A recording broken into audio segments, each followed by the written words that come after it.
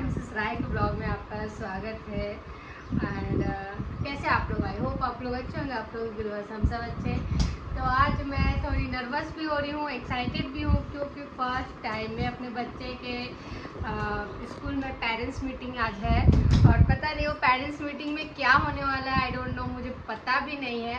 और थोड़ी मैं नर्वस हो रही हूँ। और उसमें पेरेंट्स मीटिंग में एक ही पेरेंट्स अलाउ थे, तो हस्बैंड जी तो चले गए हैं काम पे, तो मैं हूँ, तो मैं को ही जाना पड़ेगा। बाबू को लेके नहीं जाना है, तो बुग्गू अपने मामा के पास रहेगा। देखो उछल रहा है। और बस 11 बजे का टाइमिंग है, 1 घंटे का है पेरेंट्स मीटिंग। अब मुझे थोड़ा ये भी लग रहा है कि वो पेरेंट्स मीटिंग में क्या फर्स्ट टाइम मतलब मैं पेरेंट्स मीटिंग में जा रही हूँ। बाबू ऑफकोर्स बच्चा अभी है तो अभी जाऊँगी। हाँ, भाई के टाइम पे मैं पेरेंट्स मीटिंग में नहीं गई हूँ, लेकिन एज अ मतलब गार्जियन के हिसाब से, जैसे रिजल्ट लेना ये सब ना भाई, ये सब में गई हूँ ना। हाँ, तो ये सब में गई हूँ। अभी भी 12th का 11th का इसका जो रिजल्ट था, तो हमने ही मैं मेरे हस्बैंड ने ही वहाँ से लिया था इसके कॉलेज से। लेकिन पेरेंट्स एक मीटिंग होता है ना, तो वो मुझे नहीं नॉलेज है। मैं फर्स्ट टाइम भी जा रही हूँ उस चीज़ के लिए। तो थोड़ी मेरे को हो रहा है कि पता नहीं वहाँ पे क्या होगा, क्या नहीं, कुछ क्वेश्चन किया जाएगा और उस क्वेश्चन का आंसर रहेगा मेरे पास कि नहीं। तो चल, अभी तो कुछ नहीं पता है क्या है क्या नहीं। मीटिंग में कुछ वहाँ पे दिया नहीं है कि किस चीज़ का मीटिंग है, बस जस्ट पेरेंट्स मीटिंग। अब देखते हैं पेरेंट्स मीटिंग में क्या होता है। तो चलो, मैं जा रही हूँ स्कूल। अब बाबू को छोड़ के जा रही हूँ उसके मामा के पास, ठीक है? तो शैतानी नहीं ना किया हो, पक्का ना? क्या पता। तो चलो देखती हूँ कि पेरेंट्स मीटिंग में क्या होता है, टीचर क्या बोलता है। आई थिंक यही बताएंगे बच्चों को कैसे हैंडल करना है ना। मैं आई थिंक मुझे यही लग रहा है ना। अब देखते हैं क्या होता है। तो चलो मिलते हैं हम बाद में।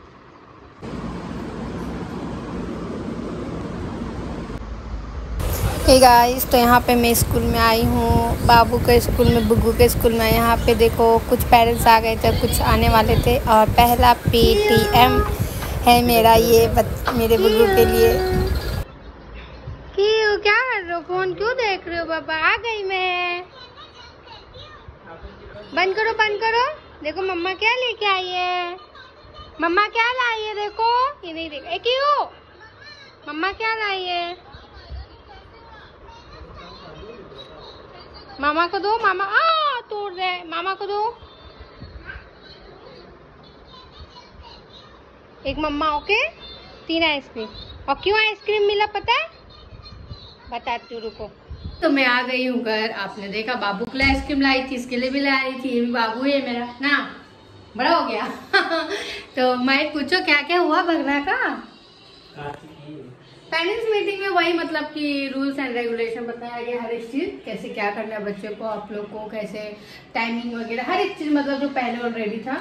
थोड़ा बाबू का एक चीज है, मुझे हेयर कट करना हुआ है, क्योंकि बोला गया है जो शोल्डर ये होता है ना, फोरहेड से नीचे हेयर नहीं आना चाहिए लड़कों का। जो गर्ल्स है उनको मतलब चोटी वगैरह करके आना है, हेयर बैंड वगैरह लगा के आना है। तो ये चीज़ है, मतलब जितना भी बताया गया 20-30 बताया गया होगा रूल्स एंड रेगुलेशन, उसमें से एक चीज़ है बाबू के लिए जो है कि हेयर कट मैं करा ही दूंगी, क्योंकि अभी और वो बड़ा हो जाएगा ना उसका।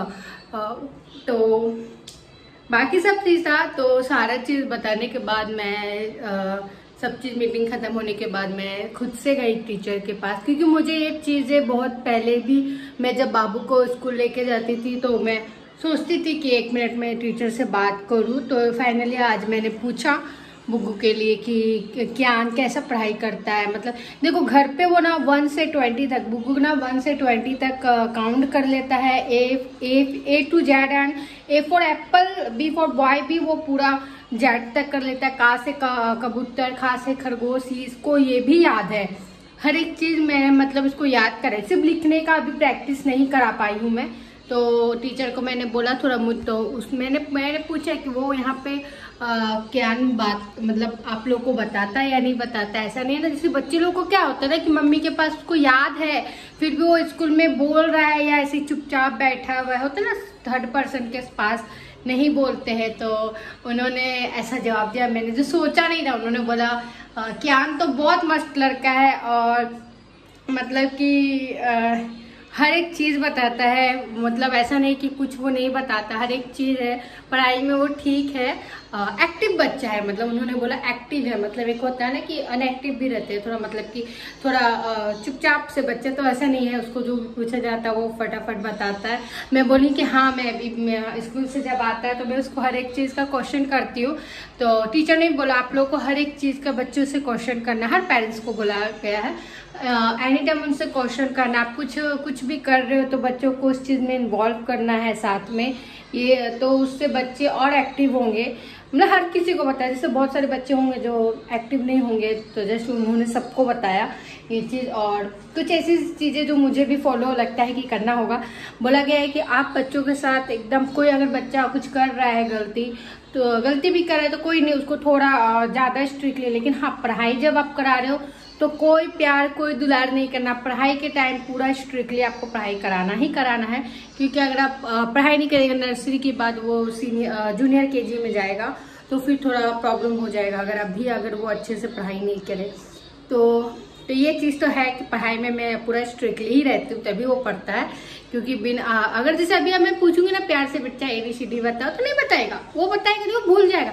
लेकिन जहाँ मैं बोलूंगी ना, मतलब डांटूंगी ना, उसको गुस्सा करूंगी, देख लेगा मम्मी गुस्सा में, तो पूरा A to Z पूरा उसको याद हो जाएगा, खुद ही बता देगा, 1 to 20 पूरा बता देगा। का से कमल, का से कबूतर, खा से ऐसा याद हो गया का से कबूतर कि यहाँ पे आता है ना कबूतर, तो बोलता मम्मी का से कबूतर आया है। अब देखो कबूतर आया नहीं बोलता का से कबूतर आया है मम्मी बालकनी में, तो ऐसा ही है।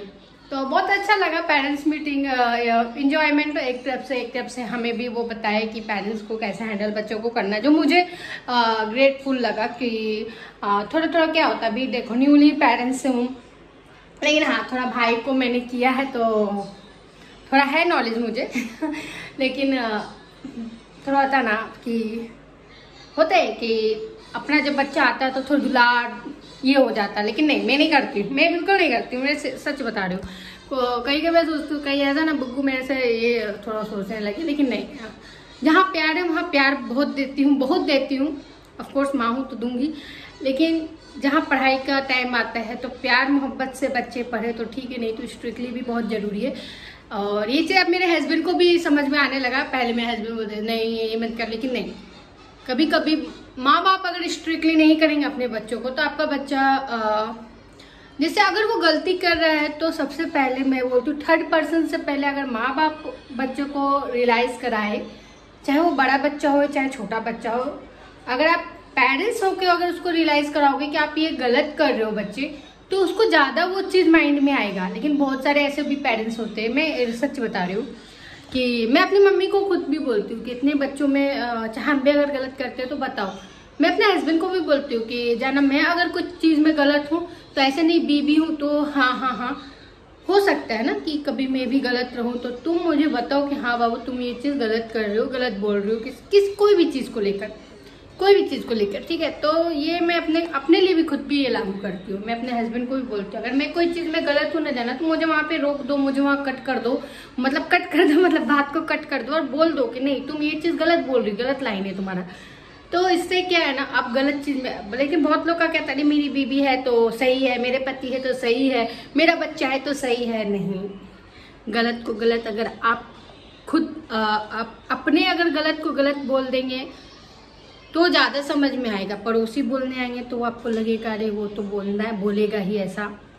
तो ऐसे सब चीज़ें बहुत सारी जो ऑलरेडी मैं अपने घर पे बोलती रहती थी, तो बहुत सारी चीज़ें जो मैं ऑलरेडी यहाँ घर पे करती हूँ वो चीज़ें और टीचर की बातों थोड़ा मिलान था अभी मेरे हस्बैंड को। और ऐसा नहीं, पूरा पेपर दिया गया है जो भी वहाँ पे हुआ है पेरेंट्स मीटिंग में, वो पूरा पेपर में लिखा हुआ है।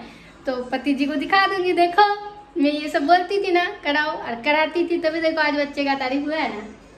तो चलो अच्छा लगा सुन के कि बाबू का